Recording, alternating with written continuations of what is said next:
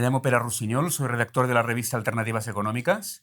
Bienvenidos a una nueva edición de la serie Economía fuera del carril, en la que intentamos presentar gente, experiencias, economistas que explican la economía de una forma distinta de lo que es el carril oficial, ortodoxo y convencional, con rigor, pero con una mirada diferente. Esta serie la hacemos desde Alternativas Económicas, con nuestros amigos del diario.es y la coproducción con Lucky Productions, y es producto de una iniciativa que tiene una ayuda económica de la Generalitat de Cataluña, de los proyectos singulares. Arrancamos en su día presentando lo que es la economía marxista, luego vimos la economía social, también hemos visto cómo es la economía ecológica, y hoy vamos a dedicar el programa a hablar de la economía feminista. Para ello tenemos a Carmen Castro. ¿Qué tal, Carmen? Hola, Pere. Bienvenida. Muchísimas gracias por acompañarnos. Carmen Castro es economista, formada inicialmente en la Universidad de Santiago, con un doctorado en la Pablo de Olavide de Sevilla, y vinculada, entre muchas otras cosas, para no gastar aquí todo el tiempo explicando la biografía, vinculada a la Universidad de Valencia a través de la Cátedra de Economía Feminista de la Universidad de Valencia, y es una de las personas que yo conozco, por lo menos, que mejor divulgan la economía feminista desde hace muchos años, con un blog que creo que tienes ganas de volver a reactivar, que se llama Sin Género de Dudas. Correcto. Tengo muchas ganas de volverme a poner las pilas con el blog. Sí. Fantástico. Pues gracias, Carmen, por acompañarnos para hablar y explicar a la gente interesada en salirse del carril en qué consiste exactamente la economía feminista. Siempre empezamos así. Cuéntanos, en la medida en que puedas sintetizar, qué es la economía feminista.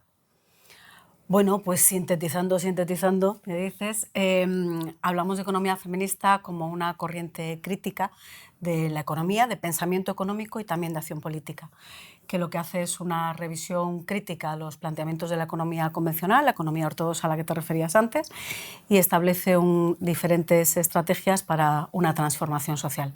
En el centro o en las prioridades de ese foco de atención para la transformación social, pues está la emancipación de las personas, el reparto equilibrado y la justicia social, la eliminación de los sesgos androcéntricos que tiene la economía convencional y, por supuesto, la eliminación de la subordiscriminación de las mujeres, ¿no? Ese es el núcleo fundamental. Para toda esa propuesta se plantea alternativas, por ejemplo, revisitando mismamente el propio concepto de economía, ¿no? Y va más allá del concepto de economía convencional. Y, o sea, en la base misma... En la base misma, en el concepto, dice... Cuéntanoslo. Según la economía convencional, el objetivo de la economía vendría a ser esa ciencia que administra los recursos que son escasos y, por lo tanto, susceptible de usos alternativos con el objetivo de una maximización del beneficio. Dices, no, la maximización del beneficio no puede ser el objeto de la economía. El objeto de la economía debería ser que podamos vivir vidas dignas y libres y plenas, ¿no? Fundamentalmente. Por lo tanto, el objeto no es tanto el maximizar los beneficios, que diríamos a ver de quién y respecto a qué, sino que el objeto tiene que ser el conseguir una sostenibilidad de la vida aceptable, en armonía entre todas las especies. ¿Y por qué le llamas feminista esto? Porque yo soy un hombre y me parece... al margen del feminismo, me parece que suena bien, digamos, el beneficio no es la madre del cordero, pero le llamas feminista a esto. ¿Por qué? Sí, porque la perspectiva, el enfoque a la hora de analizar los sesgos de la economía convencional y a la hora de elaborar propuestas y alternativas es la teoría feminista como perspectiva crítica, fundamentalmente.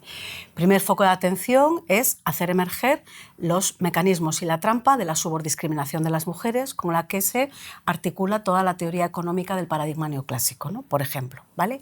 Segundo leitmotiv, hacer emerger todos los sesgos, es decir, lo que no se ve en la economía convencional, ¿vale? O sea, cuando dices lo que no se ve es lo que no se valora, lo que no se cuantifica, lo que no se paga. Lo que no está reconocido explícitamente como que existe. Pero que en cambio es la base para que la otra economía exista, entiendo. Totalmente. De hecho, hablamos de economía invisibilizada o de la cara B de la economía, ¿vale? Yo prefiero hablar de economía invisibilizada porque no es invisible, existe. Es aquella que se produce por debajo de los mercados, de eso que llamamos mercados, que tiene que ver con nuestras actividades del día a día y es lo que nos permite explicar cómo desde que una criatura nace hasta que va creciendo a su edad adulta y está plenamente disponible para incorporarse al mercado de trabajo, qué es lo que va ocurriendo durante todo ese tiempo. Y al final de su vida laboral también, entiendo y que al llega, final de su vida laboral. O sea, lo que es el ciclo de la vida completo. Sí, totalmente. Que hay una parte que queda fuera del mercado, que no se le da valor, que alguien hace, son las mujeres. ¿Qué son las mujeres? Históricamente, y por eso es que es la perspectiva feminista. Claro. ¿Por dónde pones el foco de atención y cuál es la perspectiva crítica que te acompaña? ¿Vale? Entonces, la perspectiva crítica, el hecho de que sea la perspectiva feminista, la teoría crítica, lo que plantea ya es que un eje de análisis es qué es lo que está ocurriendo con la división sexual del trabajo como eje de categorización de la sociedad, ¿vale? Tanto de la organización económica como de la organización social en su conjunto. Entonces, una de las primeras cuestiones es hacer emerger lo que no está reconocido, lo que no está explicitado, que forma parte de la economía invisibilizada, que es lo que vamos a llamar trabajos de cuidados no remunerados, que se realizan fundamentalmente dentro de los hogares, pero no solo, porque también se hacen en el ámbito comunitario, el voluntariado social, el trabajo de barrio, ¿no? Todo eso tiene que ver también con esos trabajos de cuidados no remunerados, que amplían la base del desarrollo social y humano, ¿no? Fundamentalmente, y que conforman esa base o esa forma de estar esencial, necesaria, sobre la que tú luego vas añadiendo ropajes, ¿no? Pues estudios, pues tiempo disponible, pues me voy al mercado a ver si genero ingresos, ese tipo de cosas. Entonces, ese es el primer foco de atención. Y además de hacer emerger lo que no está explicitado, porque desde el paradigma de la economía neoclásica lo que se plantea es que hay una parte de las actividades económicas que son consideradas productivas y que entran en el cómputo oficial de todo lo que nos cuentan, y hay otra parte de actividades que ni siquiera le dan un valor económico, que hacen como que no existen, ¿vale? Y por lo tanto no se reconocen, no se habla de ellas y no se cuentan. Esa parte de esas actividades que hacen como que no existen forman parte de lo que vamos a llamar pues la base del iceberg, lo que está sumergido, lo que no se ve, pero que está permitiendo que funcione toda la economía oficial, por decirlo de alguna manera, ¿no? La oficializada, ¿de acuerdo? Y es en donde se producen las bases del bienestar humano, de las relaciones interpersonales y del bienestar. Siempre me llama la atención en los orígenes de la disciplina, ¿no? ¿Cómo es posible que en un momento dado alguien dijo todo esto no cuenta? O sea, esto entiendo que tiene que ver con la relación de poder, con la dominación, pero evidentemente todo el mundo sabe que hay cuidados en la vida, ¿no? Entonces, ¿cómo es posible que una disciplina científica no los considere, sabiendo que existen? Sí, es muy interesante esa pregunta, pero fíjate, también nos podríamos preguntar ¿en qué cabeza ocurrió que la economía no tenía nada que ver con la sociología, la política, la moral, ¿no? O sea, ¿en qué cabeza? Pues en el paradigma económico neoclásico, fundamentalmente, en donde todo es susceptible de ser mercantilizado y en donde se crean una serie de mitos, ¿no? Que se trasladan a la gente, que a base de repetirlos, pues parece como si fueran ciertos, de manera natural, ¿no? Efectivamente, como eso de la mano invisible del mercado, ¿no? Que decía Adam Smith, ¿no? Cuando dice, no, si no existe tal mano invisible, cuando tú no actúas para que ocurra algo, alguien, aunque no sea de manera oficialmente reconocida, lo va a hacer, sobre todo cuando hablamos del cuidado y de la atención a las personas. O cuando un sector público, por ejemplo, no actúa para eliminar las grandes bolsas de pobreza que tiene en su territorio, su inacción también es una acción, ¿no? Es decir, entonces, toda esa ficción que se monta desde el paradigma neoclásico va conducido a hacernos creer que lo único que importa es la mercantilización, es decir, el propio ciclo de los mercados, y que el proceso capitalista pueda funcionar pues en base a ese objetivo de maximización del beneficio, es decir, a un sistema basado en relaciones de poder desigual, efectivamente. Y eso, cuando lo analizas desde una perspectiva crítica y feminista, lo que haces es poner el foco de atención, derivar el foco de atención desde los mercados hacia el espacio de la vida cotidiana, ¿vale? Y entonces dices, ojo, porque lo que estamos viendo de relaciones de desigualdad en el ámbito formal y en el ámbito de lo público, está ocurriendo dentro de los espacios de la cotidianidad. Porque los hogares no son espacios de armonía, o no necesariamente son espacios de armonía. Son espacios en donde se articula esa base de desigualdad y esas relaciones de poder desigual. En ocasiones no, pero mayoritariamente sí. Pero ¿y entonces la economía feminista, cómo, desde un punto de vista académico, cómo responde a este reto? ¿Qué pide? ¿Cuantifiquemos lo que supone todo este trabajo que no se cuantifica? ¿O cuáles son, digamos, las respuestas concretas que da a este problema teórico, pero con enormes implicaciones prácticas que estás planteando? Bueno, yo creo que hay como tres niveles de intervención, ¿no? O de respuesta, ¿no? Primero, poner en evidencia los sesgos y lo que no se incluye desde la economía convencional, ¿vale? Es decir, todos los sesgos, lo que no se cuenta, ¿no? Lo que no está reconocido, ¿vale? Hacer emerger que eso existe, ¿vale? Y ponerlo en valor, obviamente. Segundo, plantear indicadores que nos permitan analizar la realidad de una manera mucho más transparente y que refleje pues la vida en sí misma, ¿no? Y todos los sujetos que intervenimos y las condiciones materiales, ¿no? En las que lo hacemos. Y tercero, generar alternativas y propuestas de cómo podríamos hacer para construir otro modelo de sociedad y otra forma de interactuar. Yo creo que son esos tres niveles de respuesta, ¿no?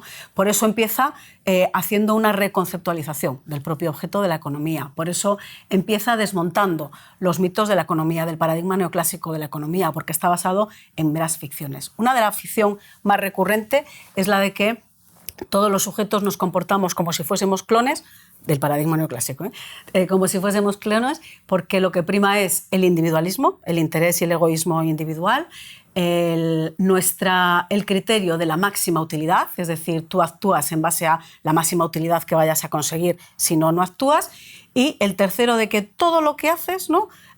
Sigue una lógica y una coherencia basada en la racionalidad. Dices, ¿pero de dónde has sacado eso? Los seres humanos somos personas y somos rabiosamente imperfectas, ¿vale? Y somos un conjunto de emociones, de relaciones sociales, ¿no? Y también de pensamiento intelectual, por supuesto, ¿no? ¿Pero el ser humano no busca su beneficio? Busca su beneficio, pero su beneficio no tiene por qué ser el individual. Su beneficio puede ser el beneficio colectivo o el de la comunidad, ¿no? Una de las derivas, el beneficio colectivo, que es lo que le dará beneficio individual. Claro, una de las derivas de estos últimos años de beligerancia neoliberal, por ejemplo, ¿no? Que es una de las derivas más peligrosas, ¿no? Que ha dado lugar el paradigma neoclásico, desde mi punto de vista, pues una de esas derivas es que ha vuelto a poner el foco de atención en el individualismo, ¿no? De manera que nos han hecho creer que cada persona somos un producto en sí mismo, ¿vale? Con lo cual, si cada persona somos un producto en sí mismo, la responsabilidad que cada quien tiene que ser asumida con respecto a los logros, los errores y las insatisfacciones, ¿no? Esto tiene una consecuencia. Si te tragas todo esto, toda esta basurilla que han ido soltando, si te tragas eso, la conclusión es evidente. Entonces, si estás en una situación de hiperprecariedad y no sales de ella, es porque no haces todo lo que está a tu alcance, ¿no? Para poder conseguir salir de esa situación. Eso es muy perverso, ¿no? Eso es cargarse cualquier tipo de análisis socioeconómico o sociológico de la importancia de los contextos y de las bases de desigualdad que tiene este sistema capitalista, ¿no? ¿Luchar contra la precariedad sería también per se economía feminista? Luchar contra la precariedad es per se una práctica teñida de economía feminista cuando incorporas el análisis de que incluso dentro de la precariedad, la hiperprecarización afecta mayormente a las mujeres y a las niñas, ¿vale? Si tú planteas el logro de acabar con la pobreza, de acabar con la precariedad, es decir, como un sistema de clases, ¿vale? Una lucha de clases, pero no integras de manera explícita que el sistema de subordiscriminación afecta a las mujeres y a las niñas mayormente y las coloca a ellas en una situación de mayor vulnerabilidad y de exposición a riesgo, ¿vale? A riesgo de exclusión, entonces estás haciendo como que ese eje, esa deficiencia del propio sistema no existiese. Y si haces como que eso no existe, no lo vas a poder resolver. Con lo cual, tu lucha de clases o tu avance en cuanto a los objetivos sociales seguirá estando atravesada por sesgos de género, profundamente. Pero como mínimo sí sería, digamos, aunque no fuera economía feminista stricto sensu, serían medidas, luchar contra la precariedad. Estaba pensando en el salario mínimo. La mayor parte, digamos, de la gente que tiene peores salarios son mujeres. Entonces digo, bueno, la mera medida de mejorar mucho el salario mínimo, entiendo que es una medida que en términos de género beneficia a las mujeres en la medida en que, primero, son las que cobran menos y, segunda, si tienen más dinero, tendrán más poder también para actuar. No es el objetivo final, es solamente, pero la medida en sí es buena desde la perspectiva de economía feminista porque las mujeres serán las principales beneficiarias. ¿O es demasiado...? No. Sí, o sea, no estás lejos, ¿no?, de esa interpretación, porque el planteamiento de la economía feminista es verdad que pone el foco de atención en resolver la subdiscriminación de las mujeres, pero no solamente pone el foco de atención en la división sexual del trabajo, ¿vale?, sino también en alcanzar esa justicia social y en alcanzar la justicia ecológica, ¿vale? Tal. Con lo cual, una medida como la de aumentar el salario mínimo interprofesional es una medida permeada por la perspectiva feminista, porque en el análisis de qué es lo que pasa con la distribución de renta entre hombres y mujeres, pues vemos que la mayor concentración en los tramos inferiores de renta es donde están las mujeres, ¿no?, fundamentalmente. Con lo cual, una medida de aumentar el salario mínimo interprofesional va a ser una medida que alcance logros sociales porque mejorará el nivel de las personas y las condiciones materiales para establecer una base, ¿no?, o un suelo desde el que establecer condiciones de vida digna, y además favorecerá sacar de esas bolsas, ¿no?, de hiperpobreza pues a las mujeres que están en esos tramos inferiores de renta. ¿De acuerdo? Entonces, sí, en ese sentido sí. Hay medidas que se plantean como un logro social que también desde la perspectiva feminista son apoyables, obviamente, ¿no?, porque también tienen un impacto de género favorable, ¿no?, para ¿Y por qué citas la ecología o la sostenibilidad ambiental en el debate feminista? Porque el punto de atención que te decía antes de colocar en las prioridades de la agenda lo de una buena vida y la sostenibilidad de la vida, ese enfoque de sostener la vida en unas condiciones dignas, no solo se refiere a la vida humana, ¿vale? El planteamiento tanto de pensamiento económico como de acción política que lleva implícito la economía feminista es reconocernos desde la vulnerabilidad y fragilidad de las vidas. Por eso decía yo de que las personas, ¿no?, o sea, no somos seres que todo el tiempo pensamos racionalmente, ¿no?, y en términos económicos, no, somos seres frágiles que nos afectan, pues nos afectan los signos externos, ¿no?, las relaciones, el estado de ánimo, nos afecta todo eso. Entonces, reconocernos desde esa fragilidad también nos lleva a reconocernos como parte de la vida, no solo la humana, ¿no?, es decir, como parte de la vida y de la interacción con otras especies. Entonces, plantear un enfoque de sostenibilidad de la vida habla no solo de la vida humana, de esas condiciones materiales, que en esto hay una tradición de economía marxista, por supuesto, ¿no?, porque el foco de atención está puesto ahí, sino también en cómo establecemos las relaciones con otras especies, ¿no?, y cómo establecemos la relación en ese marco de interdependencia y ecodependencia que tenemos con la propia naturaleza, ¿no?, como dadora de vida y como que posibilitadora de unos entornos y unos ecosistemas Entiendo favorables. Que con la misma lógica, digamos, de que la prioridad es reproducir la vida y cuidarla, etcétera, etcétera. Obviamente, si hay un cambio climático, si hay una emergencia climática, si se lleva por delante las condiciones de vida, tampoco se van a poder reproducir, por lo tanto son prerequisitos para que pueda haber para que podamos cuidar de todos los ciclos de vida. Si no hay naturaleza, si no hay... O sea, que forma parte de un sistema que se retroalimenta y que si no se da uno, tampoco se puede dar el otro. Cierto, pero el hecho de que estés sensibilizado y que plantees la lucha contra el cambio climático, por ejemplo, ¿vale?, no necesariamente te lleva a un planteamiento de economía feminista. Evidente. ¿Vale? Es decir, aquí no hay propiedad conmutativa. O sea, es un prerequisito, causa necesaria, pero no suficiente. Efectivamente. O sea, vale, de acuerdo, claro que sí. O sea, tú no puedes plantear una transformación social solamente pensando en cambiar, en equiparar las condiciones materiales de los sujetos. ¿vale? Necesitas hacer una transformación de cómo hacemos esa redistribución, ¿vale? Cómo hacemos la redistribución, cómo interactuamos con el resto de las especies, ¿no? Humanas y con los entornos y los ecosistemas. Pero tienes que incorporar o hay que valorar, ¿no?, realmente cuál es el eje de cambio y de la transformación social, ¿vale?, de todo ello. Es decir, cuál es el papel de cada quien dentro de esta sociedad. Eso, el planteamiento de lo que tú quieres hacer, en qué posición coloca a las mujeres y a los hombres, ¿no?, a la hora de acceder al reparto. ¿Qué pasa con la reproducción social?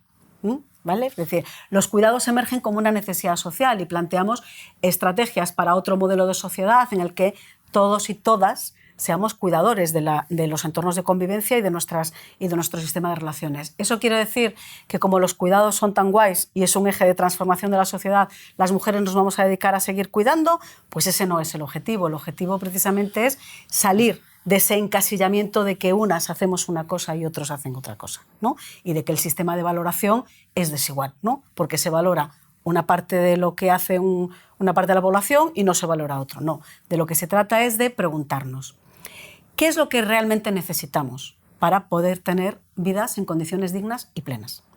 Y dentro de qué es lo que necesitamos, entonces descartamos, ¿vale? ¿Qué es lo que no necesitamos? ¿Qué es lo que tenemos que alejar de nuestros objetivos de producción, de nuestros objetivos políticos, de nuestra forma de distribución? Y eso tiene que ver con qué producimos, con cómo lo producimos y también con cómo repartimos los recursos, por ejemplo, el tiempo. Toda nuestra sociedad está pensada desde la prioridad del tiempo mercantil, ¿no? Es decir, cuánto tiempo necesitan los mercados que tú le estés ofreciendo de tu vida, ¿no?, para producir, para ese ciclo, ¿no?, de producción, consumo, distribución, ¿no?, y vuelta a empezar. Y tú dices, entonces, el poquito tiempo que luego te queda, cuando ya los mercados te dejan un poquito... Un consumidor. Claro, eres productor y consumidor, efectivamente, pero ese poquito tiempo entonces es el que tú tienes que exprimir para descansar y para poner en equilibrio el resto de las dimensiones de tu vida. ¿Eso es un planteamiento que nos lleva a una buena vida o a una vida en condiciones dignas y plenas? Pues yo creo que igual tendríamos que planteárnoslo al revés, es decir, ¿qué es lo que necesitamos para establecer las bases de una buena vida, ¿no? Lo que te escucho, obviamente, es un paradigma completo. Sí. Es decir, no, porque mucha gente puede pensar, evidentemente, este no es el paradigma capitalista, no es el paradigma de la escuela convencional, pero yo te escucho y digo, tampoco es el paradigma de la izquierda clásica, de la izquierda socialdemócrata, de la izquierda marxista, donde esto no está incorporado. Es un paradigma diferente. No es que sea una parte de la izquierda esto. O sea, claramente es un paradigma diferente de la izquierda convencional, de la izquierda marxista. La izquierda marxista, en la dialéctica es capital-trabajo. Esto es diferente, ¿no? Vosotras habláis de una dialéctica capital-vida. Claro, y de hecho en la dialéctica marxista la parte de atención que se presta a los hogares son como unidades de producción, ¿no? Es decir, la fábrica social, ¿no?, también que sería, ¿no? Pero dices, bueno, son unidades de producción, de transformación, de relaciones, ¿no?, y de consumo. Y dentro de todo eso están atravesadas por todos los desequilibrios y las relaciones de poder desigual. Entonces, en la lógica de la economía marxista, el sistema de la vigilancia por construir un sistema de redistribución en unos términos de mayor equidad se ha hecho a partir de la incorporación al mercado de trabajo. Pero se han olvidado también, ¿no?, de cuál es la base del reparto. ¿Y de cuál es el sentido de la vida? Y de cuál es el sentido de la vida, porque el sentido de la vida no puede ser producir para que alguien acumule y para que luego llegue muerto. Aunque sea la clase y el gran Estado comunista, digamos, ¿no? O sea, es otro paradigma diferente. Sí, es el paradigma feminista. ¿Y cómo os lleváis con los otros paradigmas? ¿Con el paradigma de izquierdas? Que incluso, hemos hablado del marxista, pero el socialdemócrata piensa en producir, producir y producir. Sí. ¿Os entienden o sea, cuáles son las relaciones? Entiendo que con el paradigma oficial mal, digamos, os ignoran, pero esos paradigmas de izquierdas, ¿cuáles son las relaciones? Bueno, la economía feminista establece vasos comunicantes con otras corrientes de pensamiento crítico, ¿no? Y esto tiene que ver con esto que me estás preguntando, ¿vale? Es decir, con las corrientes altermundistas o las que plantean críticas al pensamiento convencional y a la corriente principal en este caso, económica, ¿no? Y en ese sentido, tanto con la economía ecológica como con la economía marxista, como con la economía socialista, ¿vale? O la economía social y solidaria, hay establecidos vasos comunicantes. Vasos comunicantes en el sentido de que hay elementos vertebradores, ¿no? Que unen el hecho de que estamos fuera del carril, como dices, ¿no? Totalmente. O sea, la crítica, ¿no? Mayor al planteamiento de la economía convencional. Con algunas hay un mayor entendimiento que con otras, ¿no? Porque todavía el objetivo o sea, todavía pesa mucho cómo se construye el sujeto económico, ¿vale? De titular de derechos económicos en nuestras economías occidentales, que se hacen pues, desde la Segunda Guerra Mundial a través de convertir a los sujetos en contribuyentes, ¿no? Activos, es decir, a incorporarlos a la rueda del mercado de trabajo. Y todavía pensamos en sistemas de protección social y de derechos económicos y derechos de protección social que están basados en como dos categorías, ¿no? de titularidad de derechos. Los derechos plenos basados en la contributividad y los derechos subsidiados, ¿no? O de segunda, ¿no? Basados en quien no alcanza, ¿no? A esa contributividad. Mayormente nuestras generaciones pasadas, ¿sí? Las mujeres de nuestras generaciones pasadas estaban en estos derechos económicos subsidiados, ¿no? Porque su vida se había hecho a expensas, ¿no? A espaldas de esa contributividad. O vinculados a los derechos del marido. O, lo que es peor, o la gran perversión, ¿no? Vinculados a la derivación de los derechos económicos de los que eran titulares el marido, y cuando el marido desaparecía, pues de la tutela efectiva de los derechos que les hubieran correspondido, ¿no? Por parte del Estado. Digo que es una perversión porque los derechos económicos son individuales e intransferibles, ¿no? Salvo, ¿no? En el caso de esos derechos derivados, ¿no? Entonces, ¿por qué digo esto? Porque conecta con, dentro de que hay vasos comunicantes entre todas las corrientes críticas, ¿no? Del pensamiento económico, es verdad que hay algunos temas más difíciles, ¿no? De desmontar, ¿vale? Una de las cuestiones más difíciles de desmontar es la centralidad que tiene el trabajo mercantilizado. ¿Por qué? Bueno, pues porque ahí está montado todo el pensamiento de lucha de clases, ¿no? Y de incorporación de economías socialistas y economía marxista, ¿no? En el valor del trabajo, ¿no? Fundamentalmente. Pero hay otras formas, hay otros elementos y otras vías de pensamiento que nos pueden acercar mucho más, ¿no? Ahora mismo hay un cuestionamiento, incluso ese pensamiento de centralidad del tiempo mercantilizado para la producción está ahora mismo, o sea, tiene fisuras, ¿no? Porque ahora mismo desde distintos grupos, ¿no? De corrientes alternativas estamos lanzando el mismo mensaje, que es el cuestionamiento a cómo está organizado los tiempos de vida, ¿no? Efectivamente, y a la necesidad de pensar en una reducción del tiempo máximo dedicado a la vida mercantil, ¿no? En el fondo lo que hay es un debate sobre cómo incorporamos en propuestas de reforma que tengan alcance de transformación social, ¿vale? Porque cambiar el equilibrio de los tiempos, este circuito de 8-8-8, que para la mayor parte de las mujeres nunca ha sido real, ¿no? Esto que se ha vendido siempre como un logro social, que no digo que no, que lo ha sido, sí, sí. ¿No? Pero para las mujeres nunca ha sido real, eso de 8 horas de trabajo, 8 horas de descanso y 8 horas de ocio. Lo de las 8 horas de ocio, yo no sé. ¿Y las 8 de descanso? Y las 8 de descanso, en fin, ¿qué tal? ¿No? Pero bueno, para muchos hombres tampoco, pero bueno, en general. Entonces, yo creo que hay elementos que nos unen, ¿vale? Con las economías socialistas, pues idem del lienzo, es decir, hay una aproximación, depende también de cuál sea tu enfoque dentro del feminismo, ¿no? ¿Vale? Porque si algo caracteriza a la economía feminista es que economía feminista es aquello que practicamos las feministas en economía, ¿vale? Y entonces las feministas en economía somos múltiples y diversas. Pero esto lo está diciendo como algo bueno, porque yo me acuerdo cuando Felipe González decía: el socialismo es lo que hacemos los socialistas. Es que ahora no sé si me estás tomando el pelo o realmente hablas en serio. Estoy siendo un poco sarcástica. Vale, pero está bien precisarlo. No, quiero decir que no hay un planteamiento único, hay elementos vertebradores de nuestra ¿Por qué crítica. no lo hay un planteamiento único? ¿Hay una academia, hay alguna organización, la cátedra? Tú estás vinculada a la cátedra de economía feminista. ¿Hay algún referente incuestionable en el mundo de la economía feminista, no del feminismo, de la economía feminista? Es difícil establecer un referente único, ¿no? Cuestionable. Afortunadamente, en la economía feminista hay un mosaico de pluralidad de voces, ¿vale?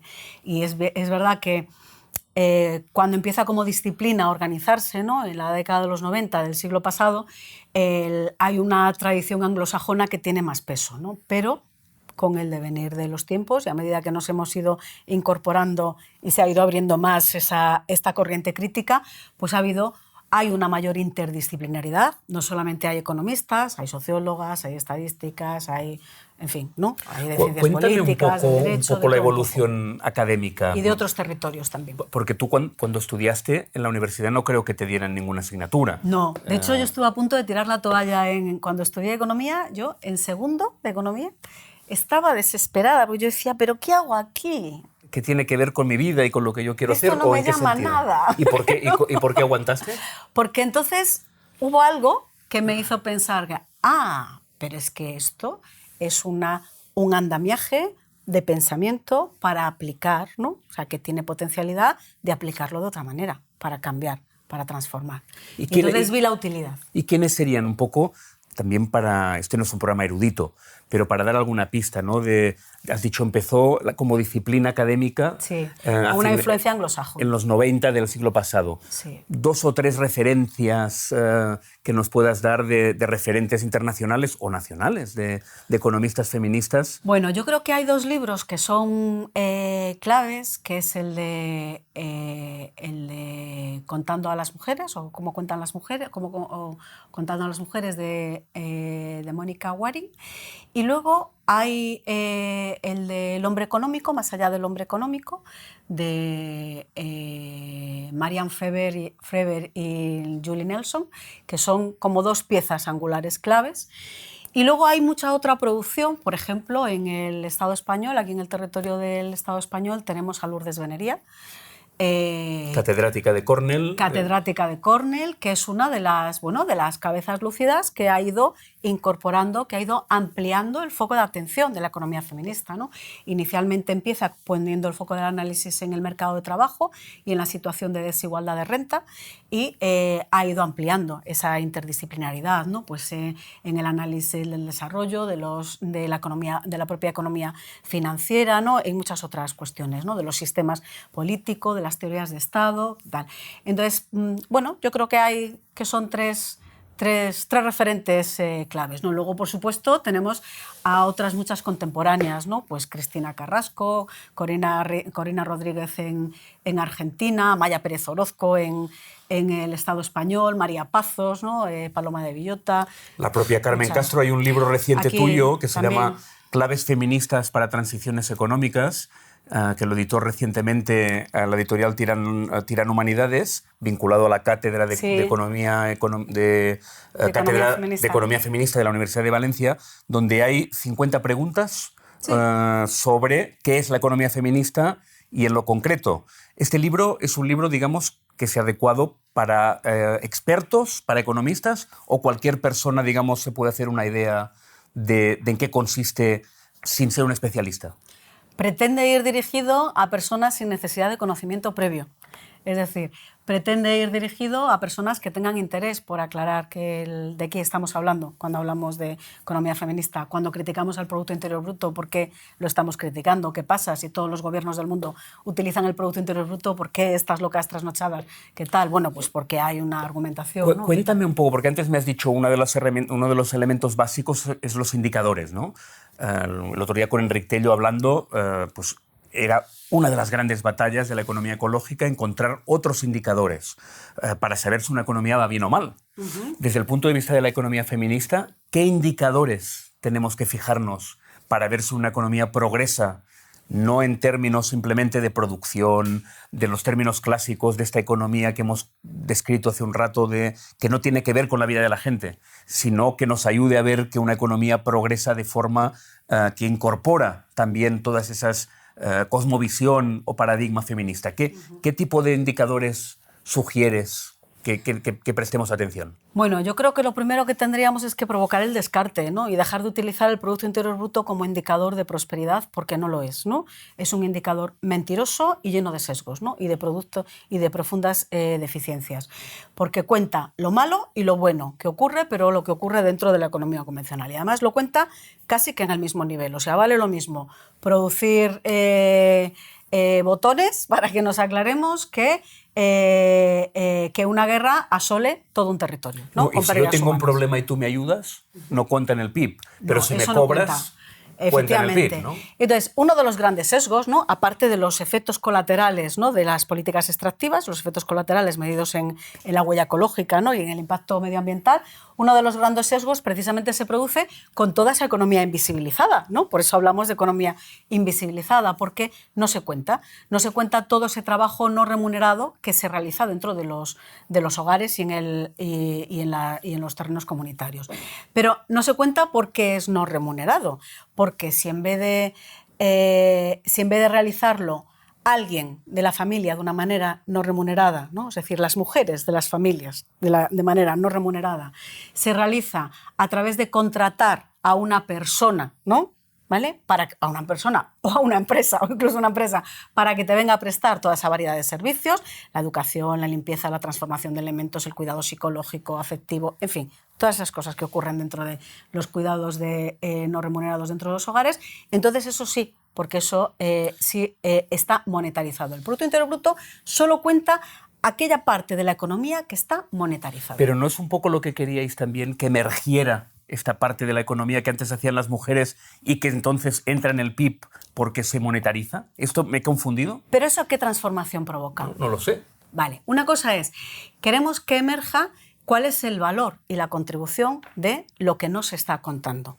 Y queremos que emerja no para que se cuente en el mismo indicador mentiroso, aunque tengas que, por cuestión didáctica, tengas que explicar esto que no se cuenta. Si realmente lo contásemos con los mismos instrumentos, supondría esto: un 27% del Producto Interior Bruto, o un 31%, depende el criterio que utilices el criterio de estimación que utilices para contarlo. Cuando calculas esto, lo estás calculando porque hay unos cálculos hechos. Sí. No es que lo has dicho así. No, exacto. O sea, hay un 31% que no está en la economía. Hay un 27%, un 31%, un 42%, depende cuál sea el criterio de cálculo que utilices, ¿no? Si utilizas el criterio de equiparación factores, ¿no? o horas de trabajo acudiendo al mercado, ¿no? por servicios profesionalizados, o si utilizas el criterio de valoración de una jornada laboral contratada a una persona que viene a realizar todo eso. Depende del criterio que utilices, ¿no? O si utilizas el criterio de segmentación del mercado en función del tipo de producto, ¿no? que se realiza, o de servicios dentro de los hogares. Esto se cuenta y, de hecho, durante un tiempo se estuvieron realizando, porque en la década de los 80 y de los 90, una de las vindicaciones que se hacía desde las economías críticas que analizaban desde la perspectiva de género y en clave feminista, era la necesidad de contar y de hacer emerger y cuantificar. No para que se remunerase, pues ese no era el objetivo, sino para saber cuál era la dimensión, hacerlo visible y cuantificarlo. Bueno, eso se empezó a contar y a incorporar en algo que se llaman cuentas satélites, que son anexos de estimaciones económicas de aspectos que no encajan bien dentro del sistema de cálculo del Producto Interior Bruto. Pero ese concepto cuenta satélite es un concepto económico integrado por la economía académica. Sí. Por toda la... Se hace con cuentas de turismo, se hace con la estimación del narcotráfico, se hace con la estimación de la prostitución, se hace con ¿vale? Con distintas, es decir, con el trabajo en negro, quizá. Actividades, bueno, la de la economía informal y sumergida no tanto, pero bueno, también hay alguna tal. Entonces, ¿qué pasa? Esto se empieza a plantear desde la década de los 80-90 y se empiezan a hacer algunas cuentas satélites de producción doméstica, que se llaman, ¿vale? Pero en el 2014 hay un cambio de criterio en el sistema europeo contable, ¿vale? Y entonces desde Europa se plantea a los Estados miembros la conveniencia de homogeneizar algunas líneas de cuentas satélites que sí son prioritarias. Y entre esas prioridades se caen unas y entran otras. Y se cae la feminista. Se cae la producción doméstica, la de producción doméstica, y entran otras, como la del narcotráfico, turismo o prostitución. ¿Vale? ¿Qué tal? Entonces, ¿qué ha pasado? ¿Se han seguido haciendo cuentas satélites de esto para seguir actualizando ese valor que está pasando con ese tiempo, trabajo y actividad económica que no forma parte de los circuitos oficiales de la economía. Sí, algunas comunidades autónomas lo siguen haciendo y algunos países lo siguen haciendo. Latinoamérica lo sigue haciendo a través de un sistema que ha homogenizado la CEPAL, por ejemplo, ¿no? En el Estado español, pues comunidades como Cataluña o el País Vasco siguen haciendo cuentas satélites de producción doméstica. Cuantificar o dar a conocer la dimensión económica que tiene el valor de lo que se aporta dentro de los hogares, porque se aporta, porque se produce, se dan servicios y se genera ahorro a las economías domésticas, ¿vale? A las economías familiares. Porque si tú desde una materia prima transformas y obtienes un alimento, pues es un ahorro de no tener que irte a comer fuera, para que nos aclaremos, ¿no? ¿Vale? ¿Qué tal? Entonces, cuantificar esto... ¿provoca realmente alguna transformación en las condiciones de vida? No, solamente hace emerger un valor que no se estaba teniendo en cuenta, es decir, reconoce, resignifica, pero no cambia el reparto de las condiciones materiales, ¿vale? Con lo cual, ¿pero para qué sirve? Además de para hacerlo visible, para hacernos pensar y abrir el debate de ¿cómo puede ser que algo que tiene esta aportación, ¿no? Que utilizando las mismas herramientas tendría este valor y esto no lo estemos teniendo en cuenta a la hora de pensar cómo nos organizamos, los tiempos, los recursos, ¿no? Y todo el sistema y todo el modelo productivo, ¿no? Todo el modelo económico. Pero de indicadores, ¿tendríamos alguno, yo qué sé, el otro día hablando los indicadores que hablan de bienestar, los indicadores que hablan de salud, los indicadores que hablan de tiempo, ¿no? De los usos todo esto del tiempo. sería indicadores de economía feminista que nos permitiría ver si vamos por el buen camino. Claro, los indicadores que hablan, por ejemplo, de usos del tiempo, en tiempos remunerados, tiempos no remunerados, tiempos de cuidados, desagregados por sexo, obviamente, ¿no? Y variando y cruzando otro tipo de variables. Los indicadores que nos hablen de, por ejemplo, en las instituciones, ¿no? El impacto de las políticas públicas, por ejemplo, en el sector público, pues indicadores del proceso presupuestario atendiendo al impacto de género que provoca, ¿no? Ese tipo de, o sea, hay que construir toda una batería, toda una serie de indicadores estadísticos que realmente nos aporten información de cómo estamos mejorando la situación inicial de partida. Y la situación inicial de partida está atravesada por la desigualdad. Porque los presupuestos públicos con perspectiva de género, ¿qué sería? Los presupuestos públicos con perspectiva de género es una estrategia de transversalizar, de transparencia y de rendición de cuentas, ¿no? De cómo desde las políticas públicas se consigue contribuir de manera efectiva a los objetivos, en este caso, de igualdad plena. Con elementos, digamos, cuantificables. Elementos cuantificables. Y, por ejemplo, un elemento cuantificable sería la tasa de ocupación de mujeres. Estoy intentando entender, ¿eh? Son indicadores que nos permiten ver, que nos permiten identificar desequilibrios, ¿no? O sea, ¿dónde miramos si realmente la desigualdad avanza o no avanza? ¿En cuál es la disparidad? Brecha salarial. Exactamente, la disparidad en el reparto. Entonces, disparidad en el reparto es en tiempos, en trabajos y en renta o riqueza, ¿no? Fundamentalmente. Tiempos para diferentes tipos de usos, ¿no? Trabajos remunerados y no remunerados, y los remunerados en función de los sectores, ¿no? Y de la relación que tienen esos sectores con niveles salariales y con sistema de roles de género, ¿no? ¿Vale? De ahí lo de la brecha salarial. Pero también en cuanto a indicadores que nos hablan de capacidad de autonomía económica e independencia económica, ¿no? Que son, hoy por hoy, siguen siendo los de las tasas de empleo. Siguen siendo las tasas de empleo porque todavía hoy por hoy seguimos pensando que, o seguimos basando nuestro sistema en que el acceso a derechos económicos y a la generación de ingresos se produce a través del mercado de trabajo, ¿vale? Porque no hemos todavía cambiado el chip con pensar otra hornada de derechos sociales y económicos basados en el criterio de universalidad y no en el de compensación por la contribución realizada previamente. ¿Y existen esos presupuestos con perspectiva de género? O sea, las administraciones en España, por ejemplo, ¿hay alguien que hace ese tipo de cosas? Perdón la ignorancia, ¿eh? No, pues sí que lo hay, pero existe la obligación para todas las administraciones públicas, te tengo que decir, en España, porque desde la Ley Orgánica de Igualdad, la Ley 3/2007, que es del año 2007, incorpora el mandato legislativo específico de evaluar el impacto de género de toda norma y plan estratégico de especial trascendencia que emane de la administración pública. Luego, es verdad que inicialmente se plantea esa obligatoriedad para la AGE, la Administración General del Estado, la Administración Central, pero la aprobación de todas las leyes de igualdad en el ámbito autonómico, en nuestras comunidades autónomas, ha ido acercando ese mandato legislativo a los diferentes niveles de las administraciones también. Entonces, hoy en día, todos los niveles de administración pública, desde lo local al estatal, tienen la obligación de hacer esa evaluación previa de impacto de género. Por lo tanto, hay una ingente cantidad de datos. Lo que no sé si después hay mundo académico con ganas de procesarlos. Eso, las economistas feministas o los economistas feministas, ¿esto es una disciplina que cada vez hay más gente en las universidades? ¿O es una heroicidad que haya una economista sentada aquí hoy conmigo?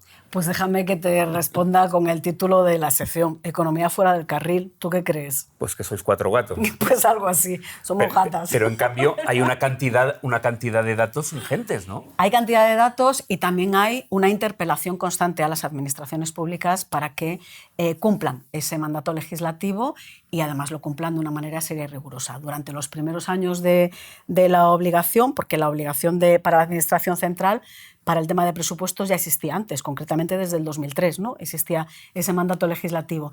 Pero en muchas ocasiones, los primeros años, en muchas ocasiones esos informes y esa evaluación preceptiva se limitaba a decir que todo estaba muy bien y que no iba a afectar nada. Esto, si realmente se hiciese y se hiciese bien, ¿vale? Incorpora un elemento transformador con una potencialidad transformadora en sí mismo, porque lo que está... la capacidad que tiene es de ayudar a los y las servidores públicos, ¿vale?, a pensar qué es lo que van a hacer en forma de medidas o planes de acción para transformar la realidad de las desigualdades en las que quieren intervenir.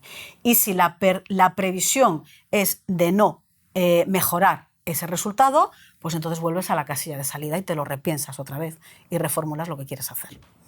¿Vale? Entonces, el planteamiento es el planteamiento de no, vamos a transformar la realidad, pero vamos a hacerlo desde el principio, no después poniendo tiritas. Vamos a pensar cómo podemos prever un efecto positivo y una contribución real positiva, ¿no?, para avanzar. Y en cuanto a medidas o indicadores, ¿sería economía feminista decir, o en realidad es la ley, ¿no?, en los consejos de administración tiene que haber el 40% de mujeres?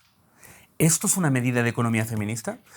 Es una medida de economía feminista pensar otro tipo de contrato social, ¿vale? Es decir, otra forma de repartir los diferentes ámbitos, ¿no? El poder, la economía, la presencia política, ¿no?, todo, ¿vale? En esa forma de pensar, el criterio de democracia paritaria, ¿no?, es un criterio de profundización democrática, ¿no?, sin más. Entonces, más allá de la propuesta concreta de los consejos de administración, entonces, por extensión, como efectivamente es pensar otro contrato social y otra forma de reparto que cumpla el criterio de democracia paritaria, claro, transformar, establecer criterios para ese equilibrio de representación en los consejos de administración es una medida de profundización democrática, profundamente. Pero al mismo tiempo entiendo que si después desde el Consejo de Administración la empresa sigue siendo extractiva, no respeta los horarios, busca la maximización del beneficio, etcétera, etcétera, pues será desde un punto de vista de democracia liberal, porque se evita una enorme discriminación, pero no economía feminista en la medida en que no necesariamente por el hecho de que haya más mujeres en el Consejo de Administración, eso significará un cambio de paradigma de los objetivos de la empresa. Claro. Por eso yo insistía en que es un criterio de profundización democrática, ¿vale? Lo cual no quiere decir que tenga una capacidad de transformación desde la perspectiva feminista, porque hombres y mujeres somos productos patriarcales. Y el hecho de incorporar a más mujeres no necesariamente conlleva a provocar una transformación en el resultado, ¿no? Sí, una primera transformación en la referencia y en el reparto, ¿vale? En ese sí, ¿no? Pero no necesariamente en la transformación, efectivamente, ¿no? Porque, bueno, y tenemos ejemplos, ¿no?, de líderes políticas mujeres y las barbaridades que han ido haciendo. ¿No? Claro, fíjate, tenemos allá a Meloni, a Christine Lagarde, en fin, todas ellas. Y escucha, tenemos un gobierno de izquierdas. Tenemos un gobierno de izquierdas que dice ser feminista también, ¿no? Desde la perspectiva de la economía feminista, ¿cómo lo ves? Bueno, pues yo veo que el reconocer que se está de acuerdo con un criterio y con unos principios, ¿no? Es un punto de partida, y es una condición necesaria, pero no es suficiente para convertirlo en resultados. Que hace falta una apuesta más firme y un poquito más de valentía a la hora de establecer determinadas políticas. Y que en este sistema complejo en el que estamos, se da por bueno establecer un mínimo de desigualdad aceptable, ¿vale? Mientras que eso no calme, no subleve, ¿no? Determinados ánimos en determinados grupos de poder, ¿no? Que eso es lo que ocurre, ¿no?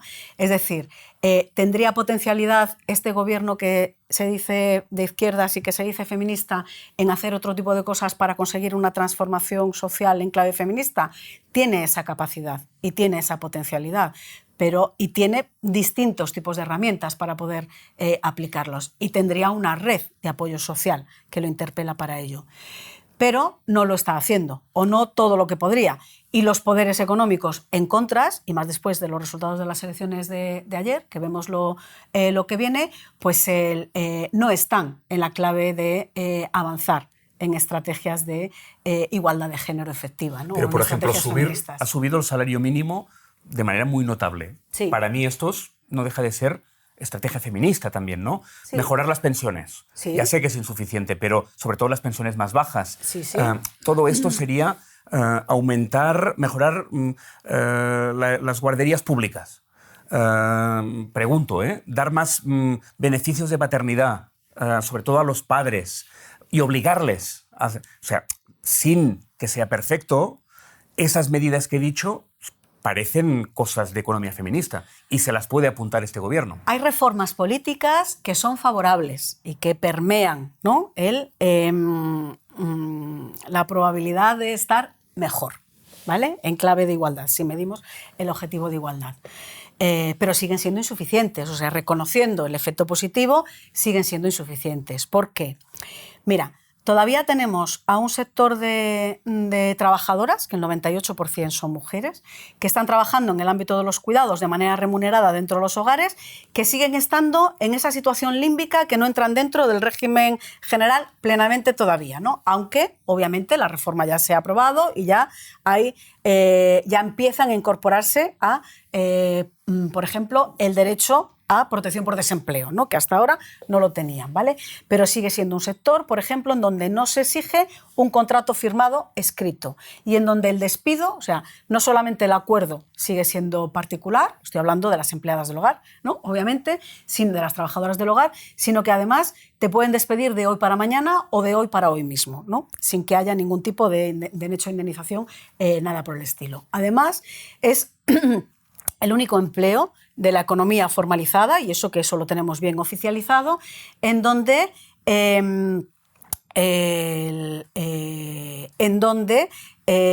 no se incorpora la acción de la inspección de trabajo para verificar cuáles son las condiciones del lugar donde se realiza el trabajo. Porque como el lugar donde se realiza el trabajo es dentro de los hogares, tiene primacía la cuestión de privacidad, ¿vale? Pero es que los hogares, ¿no?, son lugares de trabajo, ¿no?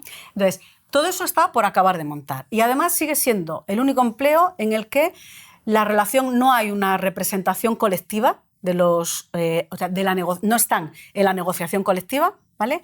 Porque la negociación se hace de tú a tú, es decir, de la familia a la trabajadora, ¿vale? Con lo cual, las posibilidades de negociar mejoras en tus condiciones, ¿no?, pues son, en fin, ¿no?, dejan que desear. Quiero decir que dentro de que hay reformas políticas que se han hecho, que son positivas, ¿no?, y que yo reconozco y que valoro, todavía no se ha hecho todo lo que se podría hacer. Además, sigue habiendo una fuerte concentración de mujeres trabajando en el sector de los cuidados, ¿vale?, de una manera hiper precarizada. Todavía, ¿vale? Sector de sanidad, sector de educación, sector de limpieza. Que han entrado muchos fondos, además. Han entrado fondos y cuando vivimos lo que vivimos durante el 2020, pareció emerger esa toma de consideración de que hay determinados trabajos que son esenciales y que los teníamos, valorados al nivel de betún, ¿no? Y que había que mejorar las condiciones, pero eso todavía no está resuelto, ¿no? De todo un poco, ¿no? ¿Cuáles serían las 2 o 3 medidas concretas que te parece que se podrían realizar, que se podrían emprender? No me digas un nuevo contrato social, porque eso obviamente es el marco y estoy súper de acuerdo. No me dejas que te lo vuelva a decir. No, porque me parece que es muy interesante, pero digo, en el contexto actual de un gobierno precario, de un gobierno que lo tiene difícil, 2 medidas o alguna medida que realmente sea aplicable, ya sea desde un punto de vista académico, técnico o, como has dicho, acabas de decir, empleadas del hogar, ¿no? Pero que se podrían hacer en un gobierno posibilista, reformista, sin gran acumulación de fuerzas, ¿no? ¿Qué te parecería que sería prioritario que se pueda hacer aprovechando que existe este gobierno?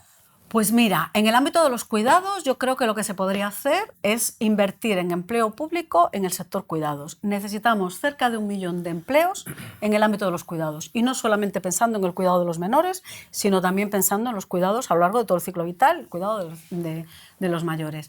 Si el sector público no garantiza las condiciones en las que se van a prestar esos cuidados, pues queda abierto a la voracidad del mercado. O podría haber una asociación del sector público con el sector de la economía social, que es técnicamente privado. Pero fíjate que digo, no que el sector público titularice el empleo y se ponga a hacer residencias, sino que invierta, que establezca los criterios de cuáles son las condiciones dignas para crear esos empleos, ¿no?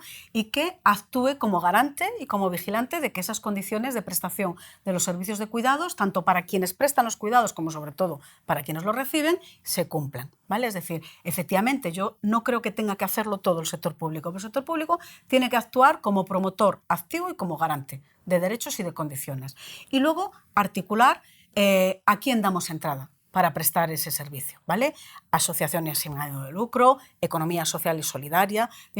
¿Las empresas con ánimo de lucro pueden tener cabida? Pueden, pero hay que vigilar cumpliendo unos mucho. Requisitos, ¿no? Claro, porque lo que no puede ser es que las vidas humanas se conviertan en mercancía, ¿no? Que es lo que descubrimos, ¿no? Durante la pandemia con el tema de las residencias de personas mayores. Esta yo creo que es una línea muy práctica, ¿no? Muy pragmática. Eso permitiría aligerar la carga de trabajo no remunerado en el ámbito de los cuidados que están teniendo muchas mujeres y también permitiría dignificar cómo se prestan esos servicios y cómo se recibe el derecho al cuidado, ¿no? Digamos que universalizar ese derecho al cuidado. Otra vía de reforma, yo creo que necesitamos una reforma fiscal progresiva y feminista. Explica brevemente a qué te refieres. Mira, yo creo que necesitamos replantearnos el tema de los derechos sociales. Digo reforma fiscal no solamente pensando en las figuras tributarias, en la vía de recaudación, sino entendiendo el sistema fiscal en su conjunto, ¿vale? Políticas de gasto y políticas de ingresos. Entonces, yo creo que hay algunas figuras tributarias que estaban previstas, reformadas y que incluso en la exposición de motivos de la ley lo dicen, por ejemplo, IRPF, que atendiendo al objetivo de la igualdad de género habría que eliminar la tributación conjunta como opción, aun cuando sea opcional, porque genera distorsiones en el comportamiento, ¿vale? Porque proporcionalmente deduce más tener una esposa dependiente a tu cargo que tener a un menor, ¿no? A tu cargo, lo cual es un poco absurdo, ¿vale? Entonces, es un pequeño ejemplo. Es otra época. Y aunque la exposición de motivos de la ley lo dice claramente, no se hace. ¿Pero esto en qué beneficiaría a las mujeres? Beneficia en el mensaje que estás trasladando y en la propia concepción de los derechos. Es decir, el hecho de mantenerlo como, aun cuando sea opcional, el hecho de mantenerlo como tal, como una posibilidad, lo que le está diciendo a las personas es que, que te puede compensar tener a tu cónyuge dependiente, porque puedes deducir fiscalmente más. Y entonces dices, o incluso puede hacerte pensar, dada la precariedad del mercado de trabajo en algunos sectores más fuertemente feminizados, si salgo fuera de casa a trabajar por el promedio de salario que puedo recibir y teniendo en cuenta que entonces voy a tener que meter a alguien para que haga lo que yo no puedo hacer, ¿no? Aquí lo cuenta muy bien María Pazos en su libro, ¿no? Totalmente. Y otra gente, María ¿no? Pazos, en Desiguales por Ley y en Contra el Patriarcado, lo cuenta estupendamente, ¿no? Entonces, esa es una reforma, esa es una parte de la reforma. Pero bueno, no es la única. Además, yo creo que hay que repensar todo el sistema de derechos de protección social. ¿Para qué? En dos líneas. Primero, si realmente son derechos individuales e intransferibles, entonces hay que eliminar la distorsión de esos derechos derivados, que son los de orfandad y los de viudedad. ¿Vale? Fundamentalmente. Y dice, ¿esto quiere decir que hay que eliminar la pensión de viudedad? ¿Esto quiere decir que hay que pensar en otro tipo de derechos, ¿no? ¿Vale? De derechos básicos y universales para quien, carente de ingresos y habiendo estado carentes de cotizaciones sociales por el tramo generacional en el que viva, no se encuentre desprovista de ningún tipo de ingresos cuando la unidad familiar Te se escucho desmorona. y pienso, ¿la renta básica es una medida feminista? La renta básica no es una medida feminista per se. Podría facilitar otro tipo de transformaciones. Desde luego lo que podría es facilitar la renta básica o el ingreso básico universal, ¿no? Digo, para no entrar en líos ahora. Eso, si son la de las iguales, la de las no iguales, la de tal, ¿vale? Un ingreso básico universal. Lo que permitiría sería establecer un suelo, ¿vale? Un suelo de condiciones materiales, económicas y monetarias equivalente para todo el mundo, a partir del cual poder desarrollar vidas autónomas. Y eso sacaría, pues probablemente, a muchas mujeres de situación de riesgo y de vulnerabilidad, ¿no? Pero en sí misma no tiene capacidad de transformación social, solo de garantizar esa balsa, ¿no? Ese suelo básico, no es lo cual poco. es importante también, ¿no? ¿Vale? Pero necesitaríamos combinarlo con otro tipo de políticas y con otro tipo de reformas. Luego, yo creo que se hizo una reforma con un alto potencial transformador, que fue la equiparación de los permisos por nacimiento, para que hombres y mujeres, siendo padres y madres, tuviéramos el mismo tiempo de derecho, pero que está incompleta, ¿vale? O sea, es verdad que hemos conseguido la equiparación. Hoy en día, bueno, aunque hay algunas cosillas, como dice la PINA, la Plataforma por Permisos Iguales e Intransferibles de Nacimiento y Adopción, que todavía hay que pulir de esa reforma, que no están bien planteadas. Pero, vale, el objetivo de equiparación, ¿no? Aun cuando sea imperfecto, pero está realizado. Somos el único país del mundo que ha alcanzado ese objetivo, lo cual tiene también se traduce en las estadísticas de que los papás que tienen derecho utilizan su tiempo de permiso para ese cuidado inicial, y eso es un elemento positivo porque es la vía de entrada, y además porque las empresas se acostumbran a que no se ausentan solamente las mujeres cuando son madres, se ausentan los hombres también para cuidar, para asumir su responsabilidad y porque no se lo quieren perder, ¿vale? Y porque tienen derecho. Pero yo creo que hay que ampliar ese marco de derechos y que hay que pensar en una dimensión de derechos más universales, ¿no? Porque estos son derechos que están ligados a la situación de cotizante activo. Son derechos laborales, ¿vale? Fundamentalmente. Entonces, quien no tiene ese mínimo de tiempo cotizado no tiene ese derecho, ¿no? O quien está estudiando o quien está buscándose, pues eso, cómo generar ingresos, ¿no?, en su vida precaria, no tiene ese tipo de cobertura o ese tipo de derecho. Entonces, yo creo que igual habría que plantearse otra dimensión de derechos universales que vayan a cubrir esa necesidad y esa prestación básica para las criaturas, ¿no?, independientemente de cuál sea la condición de sus personas progenitoras, ¿no?, y que den esas primeras facilidades de acercamiento y de participación directa en el cuidado a papás y a mamás, si es que las criaturas tienen papás y mamás, y si no, a los dos papás o a las dos mamás, o a la mamá o al papá solo, ¿no? Lo que sea, ¿vale? Muy bien. Tal? Un ejemplo. Sí. No, nos hemos comido el tiempo. Vale. Pero quiero hacerte una última pregunta, ¿no? Parece a veces que va todo muy mal, pero yo te escucho y me has dicho, bueno, cuando estudiaba no había nada de economía feminista. En economía feminista y en la impregnación, a pesar de que todo, digamos, se pierden derechos, pero esta visión, ¿eres optimista de que esto va de alguna forma lejos, indiscutiblemente, del gran pacto social que se requiere? ¿Pero crees que esto va impregnando bastante o algo el conjunto de la economía o del debate? ¿Eres optimista que de la misma forma que cuando estudiabas no había nada, en una generación, en 2 generaciones, esto que dices puede ser hegemónico y que saldréis, que el carril, estaréis dentro del carril? ¿O esto es excesivamente naif por mi parte? Yo creo que será difícil que estemos dentro del carril, porque el carril seguirá siendo... El capitalismo. Efectivamente, sin ir más lejos.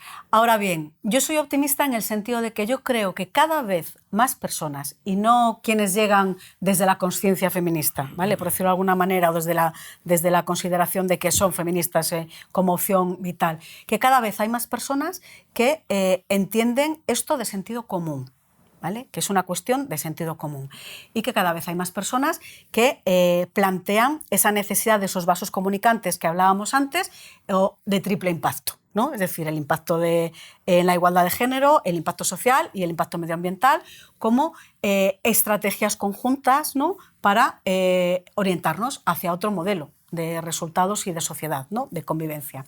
Y lo que pasa que creo que al mismo tiempo que ocurre esto, que cada vez hay más personas que estamos en esta línea y cada vez hay más gente joven que ve esos nuevos valores y esa forma de hacer sociedad de otra manera, ¿no? Siendo más consciente y respetuoso, ¿no? En el tema de igualdad de respeto, lo que provocas, ¿no? Con la dignidad de la vida, pero al mismo tiempo que esto ocurre, pues bueno, también están ocurriendo, vivimos en sistemas complejos, también están ocurriendo otras tendencias que son antiigualatorias o sea, antiigualdad y claramente antifeministas y misóginas, ¿vale? Entonces, al mismo tiempo ocurre esto, igual que hay negacionistas del cambio climático, hay negacionistas de género, y hay un sector que ha crecido en el resentimiento y en la misoginia, ¿no?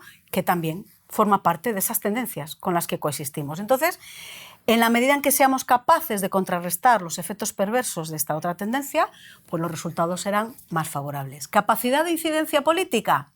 Pues no sé yo hasta que lleguemos, porque eso va a depender también de hasta qué punto conseguimos que quienes están en las estructuras de gobierno y en la forma y en el tercer sector y en las diferentes formas de economías transformadoras, ¿no? Somos capaces de ir contagiando e ir multiplicando, ¿no? Este efecto, ¿no? Es decir, no se trata de hacer las misiones pedagógicas, pero bueno, ¿no?